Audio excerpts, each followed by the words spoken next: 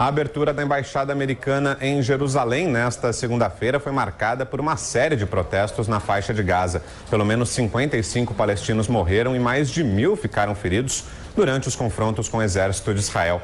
A mudança da sede diplomática dos Estados Unidos, antes concentrada em Tel Aviv, foi anunciada em dezembro. Na prática, significa que os americanos passam a reconhecer Jerusalém como a capital de Israel. Várias autoridades americanas participaram da abertura da embaixada, que aconteceu no dia do aniversário de 70 anos da criação do Estado de Israel. O presidente Donald Trump não compareceu à cerimônia, mas gravou um vídeo. Na mensagem, ele disse que Israel é uma nação soberana que tem o mesmo direito que qualquer outra nação soberana de determinar a sua capital, mas que por muitos anos os Estados Unidos falharam em não reconhecer o óbvio, que Jerusalém é a capital de Israel. Para o professor de Relações Internacionais da FMU, Manuel Furriela, a decisão de Trump prejudica as tentativas de paz na região. E os violentos confrontos dos últimos dias provam para todos nós que a questão do conflito entre israelenses e palestinos está longe do fim. Ou seja, não é uma questão que esteja perto de uma resolução. O professor da FAAP, Marcos Vinícius de Freitas, lembra que a mudança de endereço da embaixada foi uma promessa de campanha de Trump. Isso consolida alguns aspectos importantes. Em primeiro lugar, o presidente Trump cumpre mais uma vez aquilo que havia prometido e atende às demandas da base conservadora. Em segundo lugar, consolida em Israel a posição dos Estados Unidos como parceiro de primeira hora para a defesa do Estado de Israel contra qualquer um dos seus inimigos externos. A comunidade internacional fez duras críticas ao exército de Israel pela repressão violenta dos protestos desta segunda-feira. O Reino Unido declarou que discorda da transferência da embaixada americana e reiterou que a delegação britânica vai continuar em Tel Aviv. A Rússia disse que a decisão aumenta a tensão em toda a região do Oriente Médio. O Irã também condenou a mudança e advertiu que a medida fortalece a determinação do povo palestino em resistir à ocupação de Israel. Já o primeiro-ministro israelense Benjamin Netanyahu defendeu o uso da força na faixa de Gaza, dizendo que todo o país tem a obrigação de proteger o seu território. E a solução é difícil, né, professor? É complicado. Acho que vamos por partes, né? Israel está comemorando 70 anos da sua criação.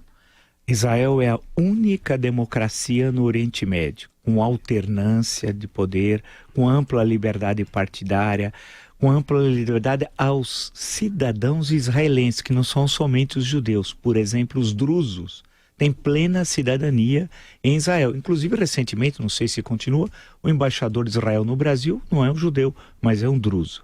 Isso só um outro jeito. Terceiro, é conhecida a participação de Oswaldo Aranha na Assembleia Geral que criou o Estado de Israel. Porém, é uma farsa a ideia de que Oswaldo Aranha era um defensor dos judeus. Leiam, por exemplo, um livro muito importante, O Antissemitismo na Era Vargas, da Maria Luísa Tucci Carneiro, 1930-1945. Vocês verem o número de medidas adotadas no primeiro governo Vargas, criando obstáculos à entrada de judeus no Brasil. E todo um discurso antissemita por vários ministros. É um negócio assim, e documentos oficiais, inclusive de Oswaldo Aranha, que foi ministro das Relações Exteriores e embaixador do Brasil em Washington. Portanto, é uma farsa essa história que se repete, porque ninguém pesquisa, ninguém lê. Num país de nécios, né? Essa história, Oswaldo Aranha, papo furado, puro oportunismo para tentar apagar o seu passado, fortes simpatias antissemitas. E os documentos oficiais demonstram do Itamaraty claramente o antissemitismo da Era Vargas. É inquestionável. E aqueles cônsules que deram visto, muito poucos, foram punidos pelo Itamaraty. E alguns embaixadores brasileiros na Europa eram antissemitas.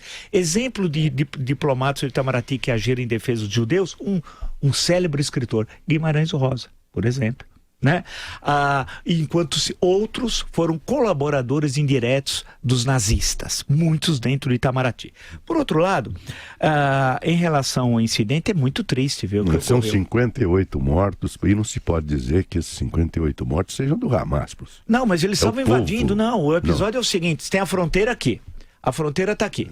Aí, a fronteira não tem um rio, não tem uma montanha. Ali nós estamos falando de um lugar que, olha, chamar de terra prometida aquilo é terrível, né? Mas vamos chamar alguém lá no passado chamou aquilo de terra prometida. É o primeiro populista da história. Mas tudo bem. Aí o Hamas manda crianças e jovens atravessarem. Não, a fotografia está aqui, não tem. Aqui, isso. É o povo todo. Não é o povo, não. O Hamas, uma organização terrorista, pede que controla a faixa de Gaza, que não dá direitos sociais a ninguém. As mulheres, vejam o que as mulheres sofrem na faixa de Gaza. Ninguém fala nada, tal. Afinal, as mulheres não têm a mínima importância, né? Então, eles mandam, colocam na frente e falam para invadir. Seria a mesma coisa se o Brasil não tem, mas tivesse um problema com o Uruguai. Vamos pegar um exemplo. E aí o Uruguai fala, nós vamos atravessar a fronteira e acabou.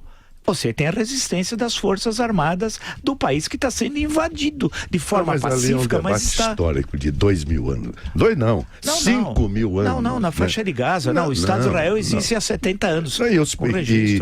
E quando Israel foi para lá, era uma terra prometida, como o senhor falou. Sim. E lá já tinha gente produzindo mel e leite. Não, mas espera, mas não eram palestinos. Segundo o Êxodo. Mas não eram os palestinos, não estavam antes da chegada de Moisés? Está se referindo a isso? É verdade. Não estavam os palestinos lá. A questão é outra, a questão da faixa de Gaza... Os ascendentes deles estavam, mas não eram, provavelmente não eram palestinos, não. Podia ser hititas, aí tem uma longa história.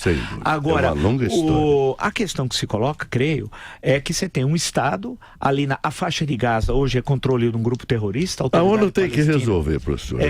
Mas a ONU não resolve. Agora, não é, por outro lado, dar apoio a grupos terroristas como o grupo Hamas, que é um grupo terrorista e que usa crianças, adolescentes. Do grupo terrorista. Eu falo, são 2 milhões, pelo menos, de palestinos. Não, mas eu não estou falando contra, eu sou a favor do Estado palestino, do duplo Estado na região, Israel é um Estado palestino, mas não sou a favor de organizações terroristas como o Hamas, que controla a faixa de Gaza. A Cisjordânia, nós estamos falando do outro lado, é um território muito pequeno, né, lembrar nosso ouvinte. Aí você tem o governo da Autoridade Palestina que não manda nada na faixa de Gaza. E hoje o Hamas é um braço do Irã, também não pode ser esquecido, infelizmente. É triste ver tudo o que aconteceu, evidente, são fatos extremamente lamentáveis, porém nós temos de lembrar sempre, a única democracia existente no Oriente Médio há 70 anos é Israel.